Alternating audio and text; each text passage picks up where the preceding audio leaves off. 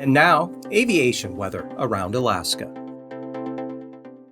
Tuesday morning's flying weather, a lot of IFR here over the eastern Bering Sea, right up along the southwest coast here, extending down to the about Atka eastward into the Alaska Peninsula. VFR building over the interior and some leftover IFR on the east side there.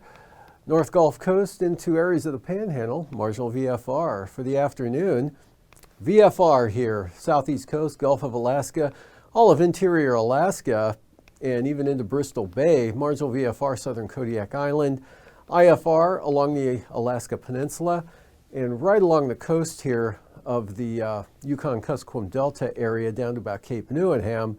And you can see from the morning hours, this area actually shifts back to the west, or let me back that up the right way now, actually kind of narrows a little bit, pulls back out of Norton Sound, and improving over the southwest Bering Sea.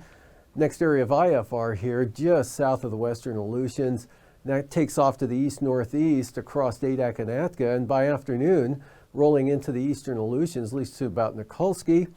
IFR persisting here, northern Bering Sea and along the coast. And that's for Wednesday morning. I got ahead of myself here. Okay, there we go. There, okay, Wednesday morning.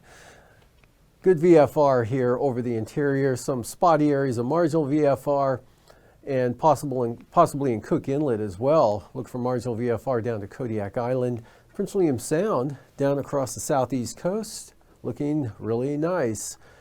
And for Wednesday afternoon, marginal VFR areas of here over the western interior with some IFR along the southwest coast.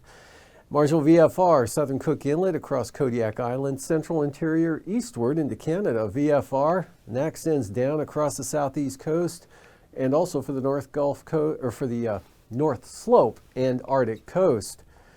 And from there, looking at passes for Anatuvik and Adigan for the Brooks Range, at least in those areas, VFR tomorrow.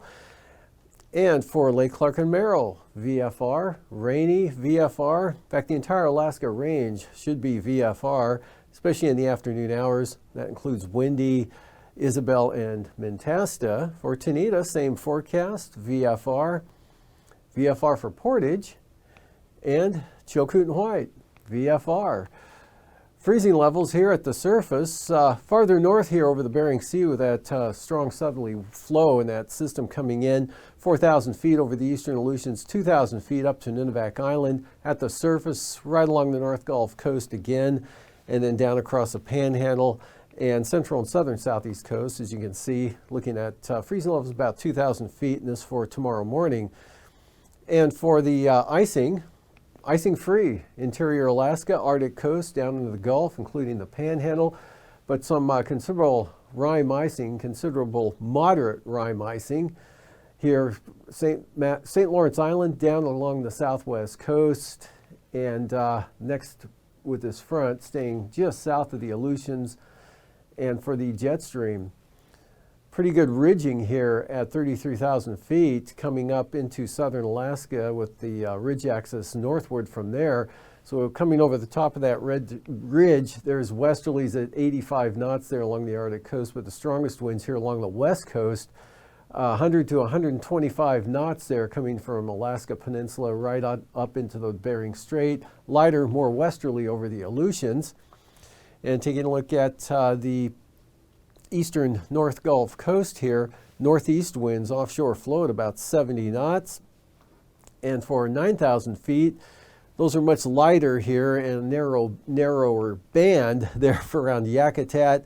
Not too bad for the Panhandle wind-wise here. High pressure into the southeast interior, or centered over the southeast interior, ridging northwestward there. And so on the western side of this ridge, we've got southerly winds and up to about 70 knots there, down to 55 knots for the Seward Peninsula. And moving on to 3,000 feet, pretty strong winds at this elevation, 50 to 75 knots here, right along the western part of the state and along the southwest coast down into Bristol Bay, becoming light in the interior, light and variable over the east side under high pressure, extending down into the Gulf of Alaska. And for the southeast coast, not too bad, light offshore flow. Turbulence-wise, Could be with that light to isolated moderate mechanical turbulence there with that northeast wind flow over the northern panhandle. Otherwise, the heavier turbulence will be out here in the west with considerable moderate chop, considerable moderate turbulence expected. St. Lawrence Island right on down across the eastern Bering Sea to the Unalaska Island area, including the Alaska Peninsula.